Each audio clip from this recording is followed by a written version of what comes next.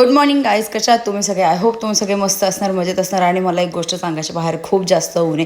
Please बाहेर पडू नका, कारण की त्यामुळेच मी 2-4 दिवस आजारी पडले होते. आणि मी गेले होते प्रतीकच्या मामाच्या गेटमध्ये. तिथे ना खूप सारे आंब्याची झाडं होती. तर मामा त्यांनी खूप रिक्वेस्ट केली होती की जा एकदा बघ तोडून आण, कारण की गेल्या वर्षी त्यांनी मला आंबे दिले होते, खूप टेस्टी होते. तर मग मी बोलले प्रतीकला चल आज जाऊया. तर आम्ही तिथे गेलो. प्रतीक मस्त सगळे आंबे तोडत होता. खूप जास्त ह्यावर्षी बार नव्हता आला, थोडाच आला होता, पण आला होता. आणि ते आंबे खायला इतके टेस्टी लागतात ना, खूप मस्त. आम्ही एवढे सारे आंबे तोडले होते. खाली पडल्यामुळे खूप सारे फुटले पण होते. मग घरी येऊन मी एक कापला आंबा आणि एक पिकलेला होता, खूप जास्त खाली पडलेला मिळाला होता आम्हाला एक तो त्याच्यामध्ये. आणि खरं सांगते हा आंबा ना खायला खूपच जास्त टेस्टी लागतो, कारण की विदाऊट केमिकलवाला आहे ना, त्यामुळे मग त्याची ओरिजिनल टेस्ट येते. सो एक कापला, इतका मस्त. हा बाहेरून हिरवा आहे दिसायला, पण आतून खूप जास्त पिकलेला आहे. आणि खायला तर खूप खूप खूप गोड आहे. मला ह्यांचा आंबा खूप जास्त आवडतं. मी गेल्या वर्षीच खाल्ला होता, त्यामुळे खूपच जास्त आवडतं. त्याच्यानंतर मग प्रतीकने पण टेस्ट केला आणि बाबांनी पण.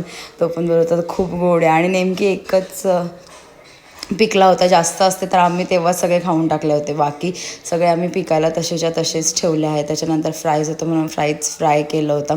आणि आम्ही असंच दोघंजणं गप्पा मारत बसलो. त्याच्यानंतर संध्याकाळी आम्ही गेलो होतो जैन पेठेला, कारण की आज तिथे पालखी होती जसकर गावाची. तर ती चांदेची पालखी असते, त्यामुळे फेमस आम्ही बघायला गेलो होतो.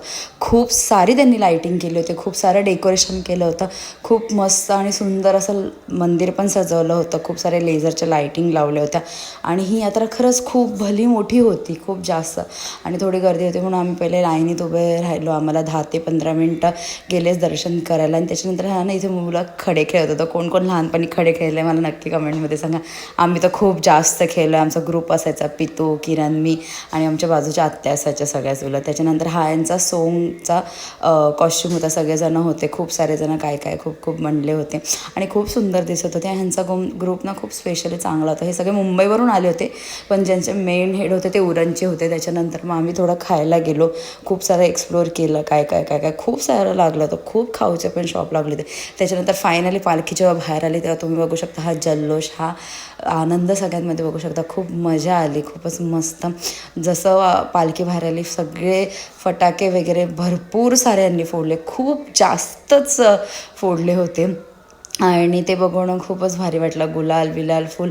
मी तर सलग 4 दिवस झाले रोज आंघोळच करते, कारण की रोज पालखीला जाऊन रोज गुलालने मी भरूनच येत होते. आणि खाली पालखी आल्यानंतर तुम्ही बघू शकता खूप जास्त गर्दी वाढली होती, खरं सांगते. That's it for video. Okay bye guys, उद्या भेटू. Bye bye.